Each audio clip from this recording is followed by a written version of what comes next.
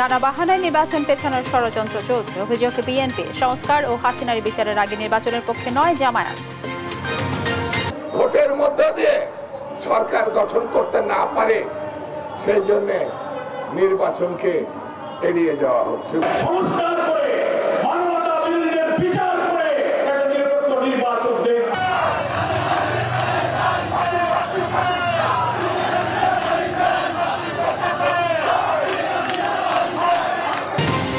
আওয়ামী লীগের রাজনীতি নিষিদ্ধের দাবিতে রাজধানীতে মিছিল সমাবেশ। পুলিশি অভিযানে আওয়ামী লীগ ছাত্রলীগের 6 নেতা গ্রেফতার। রোহিঙ্গা প্রত্যাবাসন নিয়ে উভয় সংকটে বাংলাদেশ, বললেন পররাষ্ট্র উপদেষ্টা। বড় বাধা আরাকান আর্মি, প্রবাসীদের সমস্যা সমাধান আগে।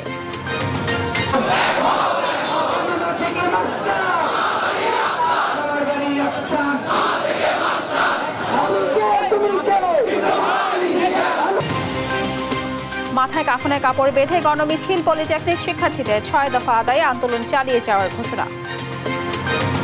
আমাদের দাবি বাস্তবায়ন না হওয়া পর্যন্ত পলিটেকনিক শিক্ষার্থীরা পর্যায়ক্রমে জনদুর্ভোগ যাতে না হয় সেই বিষয়গুলো বিবেচনা করে কঠোর থেকে কঠোর কর্মসূচি বজায় রাখবে।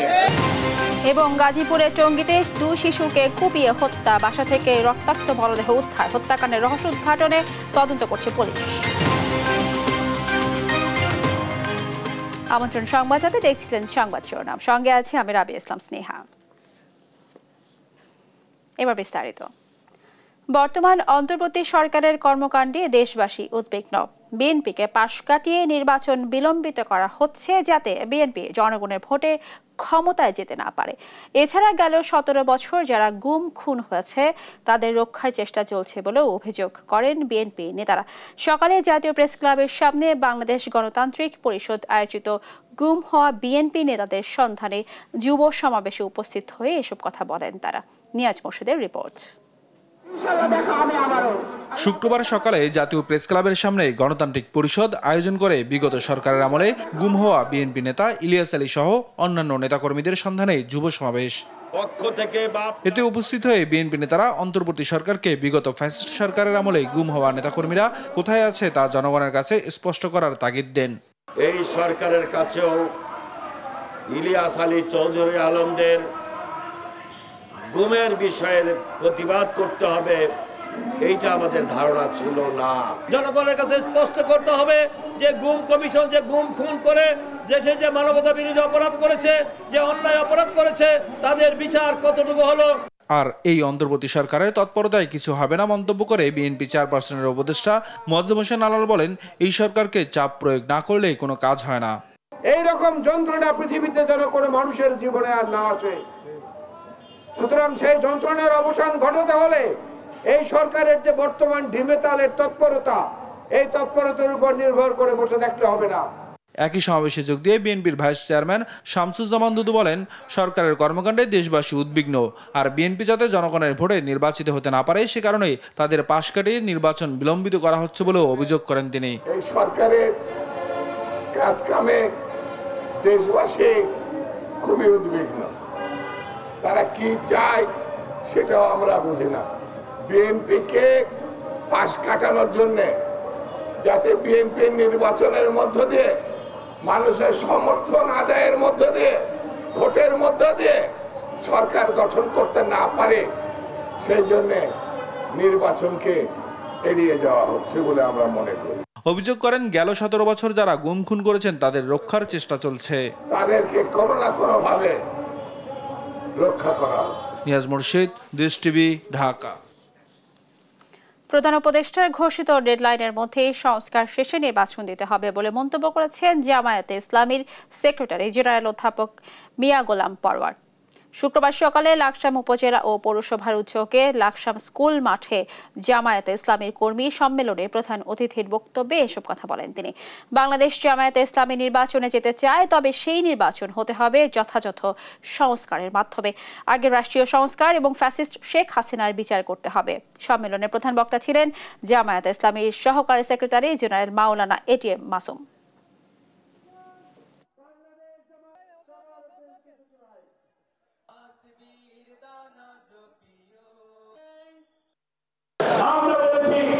আপনি যে টাইম দিয়েছেন তার উপরে যেন আমরা ঠিক থাকবে, এর মধ্যে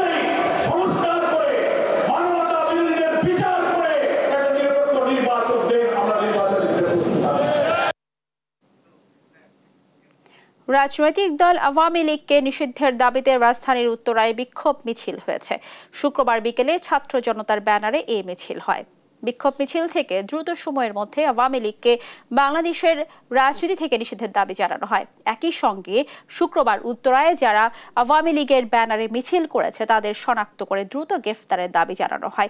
বিক্ষোভকারীরা বলেন 24 ঘন্টার মধ্যে উত্তরায় আওয়ামী লীগের ব্যানারে মিছিলকারীদের গ্রেফতার করতে হবে। এই সময় তারা স্বরাষ্ট্র উপদেষ্টার পদত্যাগও দাবি করেন। তারা বলেন যে শেখ হাসিনা মানুষ হত্যা করে, যে আওয়ামী লীগ গুম খুন করে, সেই হাসিনা ও আওয়ামী লীগের এই দেশে রাজনীতি করার অধিকার নেই।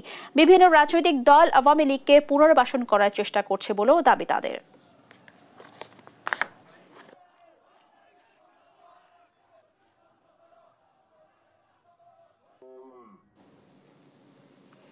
সাহারা খাতুনের ভাতিজা আনিসুর সহ ঢাকায় আওয়ামী লীগ ছাত্রলীগের 6 নেতাকে গ্রেফতার করেছে পুলিশ। রাজধানীতে গতকাল বৃহস্পতিবার পৃথক অভিযান চালিয়ে বিভিন্ন মামলায় আওয়ামী লীগ ও নিষিদ্ধ ঘোষিত সংগঠন ছাত্রলীগের 6 নেতাকে গ্রেফতার করা হয়। গ্রেফতার ব্যক্তিরা হলেন ঢাকা মহানগর আওয়ামী লীগের কার্যনির্বাহী সদস্য ও ঢাকা মহানগর দক্ষিণ আওয়ামী লীগের সাবেক সাধারণ সম্পাদক শাহে আলম মুরাদ, সাবেক স্বরাষ্ট্রমন্ত্রী প্রয়াত সাহারা খাতুনের ভাতিজা এবং মহানগর উত্তর আওয়ামী লীগের আইন বিষয়ক সম্পাদক আনিসুর রহমান, ঢাকা মহানগর দক্ষিণের 50 নম্বর ওয়ার্ড আওয়ামী লীগ যুবলীগের সভাপতি মোহাম্মদ আরিফ হোসেন, ঢাকা মহানগরের 20 নম্বর ওয়ার্ড যুবলীগের সভাপতি মোহাম্মদ শাহাবুদ্দিন, ঢাকা উত্তর সিটি কর্পোরেশনের 23 নম্বর ওয়ার্ডের সাবেক কাউন্সিলর মোহাম্মদ শাখাওয়াত, নিষিদ্ধ ঘোষিত সংগঠন ছাত্রলীগের ঢাকা বিশ্ববিদ্যালয়ের স্যার এ.এফ. রহমান হল শাখার সহসভাপতি বাপ্পি রায়হান।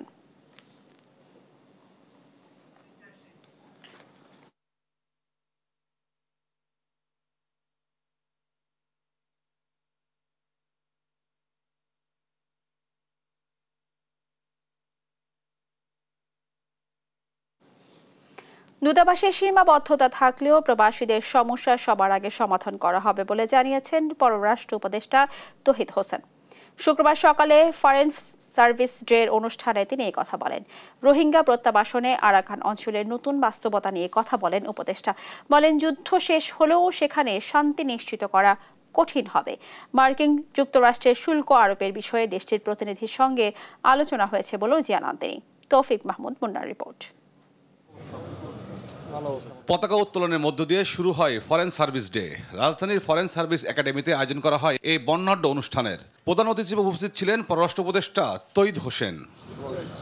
5 আগস্টের পর কাজের ধরনে আমূল পরিবর্তন হয়েছে দাবি করে পররাষ্ট্র উপদেষ্টা দূতাবাসে প্রবাসীদের সমস্যা সমাধানের তাগিদ দেন। সেই কাজের ধরন আমূল পরিবর্তন হয়েছে, বিশেষ করে বর্তমানে যে অর্থনৈতিক ক্ষেত্রে যেই সমস্ত পৃথিবী জুড়ে যেই পরিবর্তন সূচিত হয়েছে সেখানে আমাদের আসলে খুব সচেতনভাবে আমাদের কাজ নিয়ে এগোতে হবে। তো আমি আশা করব যে আমার যে সহকর্মীরা এখন চাকরিতে আছে তারা এটা হৃদয়ঙ্গম করবেন এবং তারা যথাযথভাবে নিজেদেরকে প্রস্তুত করবেন এবং কর্মপদ্ধতি গ্রহণ করবেন। পরে সাংবাদিকদের প্রশ্ন জবাবে যুক্তরাষ্ট্রের আরোপিত শুল্ক নিয়ে কথা বলেন উপদেষ্টা। ট্যাক্স যেটা ট্যারিফের প্রসঙ্গ উঠেছে এবং আমরা বলেছি যে আমরা তো চেষ্টা করছি তোমাদের বাণিজ্য বাধা কমিয়ে আনতে, এবং আমি আরেকটা পয়েন্ট উল্লেখ করেছি যে আসলে তো যেই দুই পক্ষের মধ্যে তফাৎটা যতটা বলা হয় অতটা তো আসলে না, কারণ সার্ভিসেস সেক্টরে তো আমরা প্রচুর আমদানি করি তোমাদের এখান থেকে। এ সময় তিনি রোহিঙ্গা প্রত্যাবাসন নিয়েও কথা বলেন। যুদ্ধ শেষ হলেও সেখানে শান্তি আনা কঠিন হবে বলে উল্লেখ করেন পররাষ্ট্র উপদেষ্টা। বলেন আরাকান অঞ্চলের নতুন বাস্তবতায় কূটনৈতিক ডায়ালগ কঠিন হয়ে পড়েছে।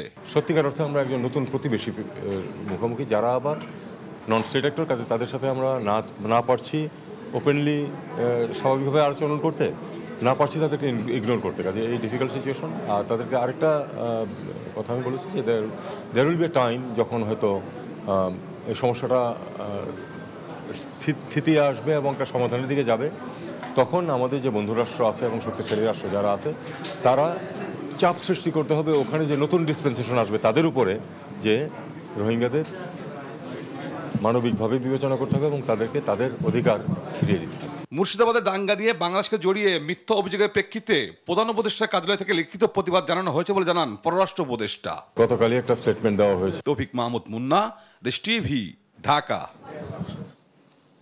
দ্রুত ৬ দফা বাস্তবায়নের দাবিতে রাজধানী সহ সারা দেশে মাথায় কাফনের কাপড় বেঁধে গণমিছিল করেছেন পলিটেকনিক ইনস্টিটিউটের শিক্ষার্থীরা। কারিগরি শিক্ষাক্ষেত্রেও বৈষম্যের অভিযোগ তুলে পরবর্তীতে রাজপথ ও রেলপথ অবরোধের মতো কর্মসূচিরও হুঁশিয়ারি দেন তারা। সাবরিনা মজুমদারের সহায়তায় তারেক মাহমুদ সুজনের রিপোর্ট। দ্রুত ৬ দফা বাস্তবায়নের দাবিতে শুক্রবার দুপুরে রাজধানীর তেজগাঁওয়ে মাথায় কাফনের কাপড় বেঁধে গণমিছিল ও বিক্ষোভ করেছে ঢাকা পলিটেকনিক ইনস্টিটিউটের শিক্ষার্থীরা। এ সময় কারিগরি শিক্ষাক্ষেত্রে বৈষম্য না কাটলে সড়ক ও রেলপথ অবরোধের মতো কঠোর কর্মসূচির হুঁশিয়ারি দেন কারিগরি শিক্ষা আন্দোলনের নেতারা। আমাদের লক্ষ লক্ষ ডিপ্লোমা শিক্ষার্থীদের জন্য একটি মাত্র ডুয়েট উচ্চশিক্ষার সুযোগ নেই। আমাদের দাবি বাস্তবায়ন না হলে কারিগরি ছাত্র আন্দোলন বাংলাদেশ সকল পলিটেকনিক ইনস্টিটিউটের সাথে সম্মিলিতভাবে কঠোর থেকে কঠোর কর্মসূচি ঘোষণা করবে। একই দাবিতে রাজশাহীতেও কর্মসূচি পালন করা হয়েছে। দুপুরে ক্যাম্পাস থেকে গণমিছিল বের হয়ে নগরীর বিভিন্ন সড়ক প্রদক্ষিণ শেষে বাটার মোড়ে সমাবেশে মিলিত হয় শিক্ষার্থীরা। আমাদের দাবি না মানা পর্যন্ত আমরা আমাদের কর্মসূচি পালন করে যাব। বিক্ষোভ মিছিল করে সিলেট পলিটেকনিক ইনস্টিটিউটের শিক্ষার্থীরাও। মিছিলটি নগরীর খোজারখোলা কাজিরবাজার ব্রিজ হয়ে জিতু মিয়ার পয়েন্টে গিয়ে শেষ হয়। অবৈধভাবে নিয়োগপ্রাপ্ত ক্রাফটদের মামলার রায়ের প্রতিবাদে বিক্ষোভ হয়েছে বরিশালেও। এদিকে বগুড়াতেও কাফনের কাপড় পরে বিক্ষোভ করেছে পলিটেকনিক ইনস্টিটিউটের শিক্ষার্থীরা। জুমার নামাজের পর ক্যাম্পাস থেকে বিক্ষোভ মিছিল শুরু হয়ে শহরের শেরপুর সড়ক প্রদক্ষিণ করে শেষ হয়। এই হামলার তীব্র এবং নিন্দা প্রতিবাদ জানিয়ে বগুড়া পলিটেকনিক ইনস্টিটিউটের আজকের এই কর্মসূচি।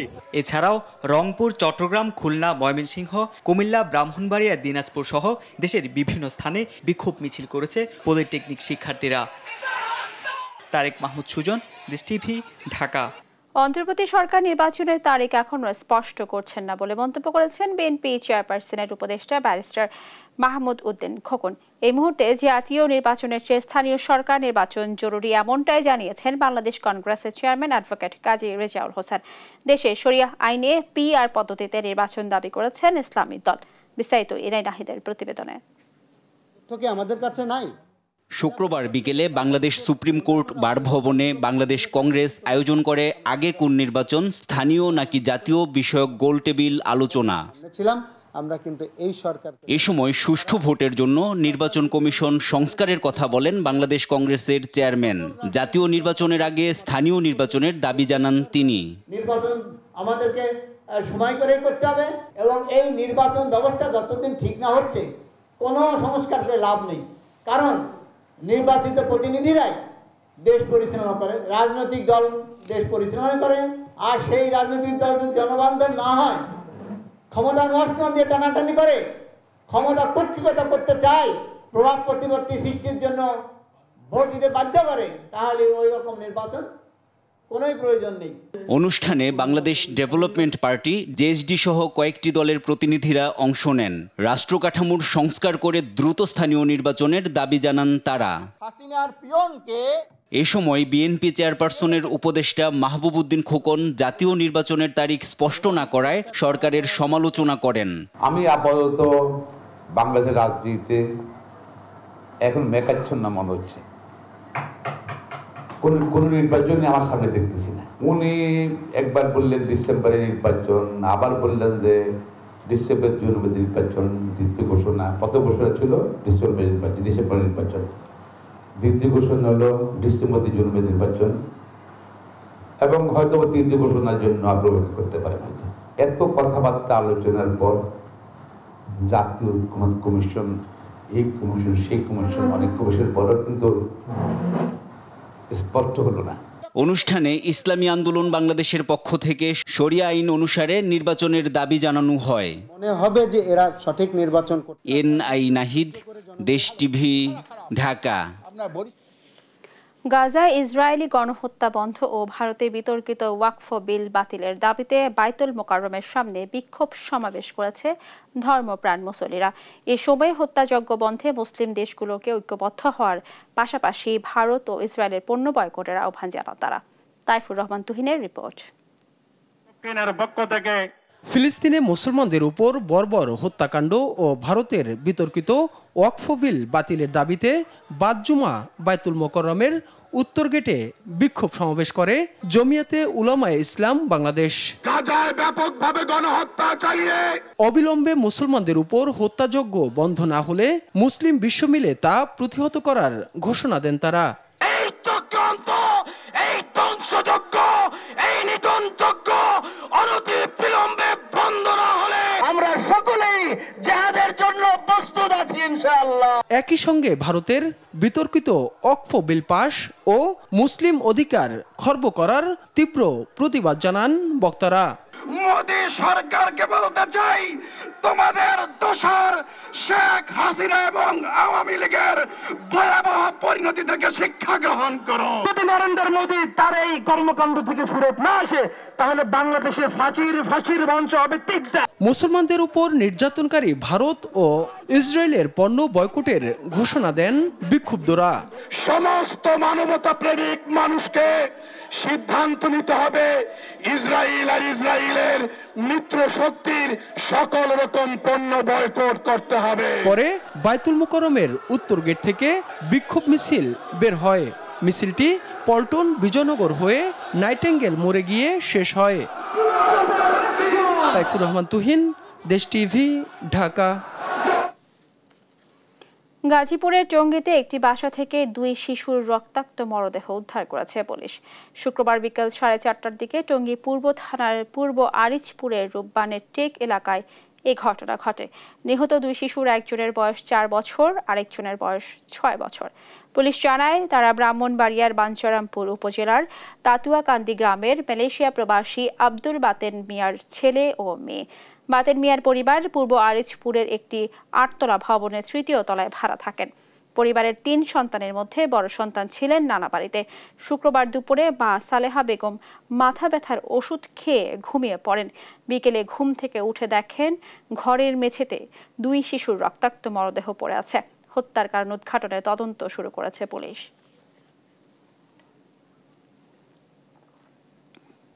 কক্সবাজার মহেশখালী নৌপথে প্রথমবারের মতো পরীক্ষামূলক সি ট্রাক চলাচল শুরু হয়েছে। শুক্রবার বেলা 11:30টার দিকে এই রুটে পরীক্ষামূলকভাবে ফেরি চালু করা হয়। বঙ্গোপসাগরের দ্বীপ উপজেলা মহেশখালীতে যাতায়াতের অন্যতম রুটে 10 কিলোমিটার সমুদ্র পথে ফেরি চলাচলের দাবি ছিল দীর্ঘকালের। পরে 5 আগস্টের পর ছাত্র জনতার দাবিতে এই সি ট্রাক চালু করা হয়েছে। বিআইডব্লিউটি জানিয়েছে পরে আনুষ্ঠানিকভাবে যাত্রা করবে সি ট্রাক। এতে সন্তোষ প্রকাশ করেছে স্থানীয়রা। ড্রাফট নাও থাকতে পারে, সেই ক্ষেত্রে আমরা আপাতত ট্রায়াল বেসিসে জোয়ার ধরে সি ট্রাক চলবে। এরপরে আমরা এটাকে ড্রেজিং করে এটার নাব্যতা, উপযুক্ত নাব্যতা বৃদ্ধি করে তারপরে আমরা নিয়মিতভাবে, যেটা আপনার ভাটায়ও চলতে পারবে, জোয়ারেও চলতে পারবে। স্মৃতি আনন্দ উচ্ছ্বাসে অ্যালামনাই মিট অ্যান্ড গ্রেট 2025 অনুষ্ঠিত হয়েছে স্ট্যামফোর্ড বিশ্ববিদ্যালয়। শুক্রবার দিনব্যাপী এই আয়োজনে অংশ নেয় বিশ্ববিদ্যালয়টির কয়েকশো প্রাক্তন শিক্ষার্থী। অনুষ্ঠানের প্রধান অতিথি ছিলেন বিশ্ববিদ্যালয়টির board of ট্রাস্ট্রেজের chairman doctor Farhanaz Firoz. বিশেষ অতিথি ছিলেন উপাচার্য অধ্যাপক ডক্টর মোহাম্মদ ইউনুস মিয়া। স্মৃতিচারণ করেন প্রাক্তন শিক্ষার্থীরা।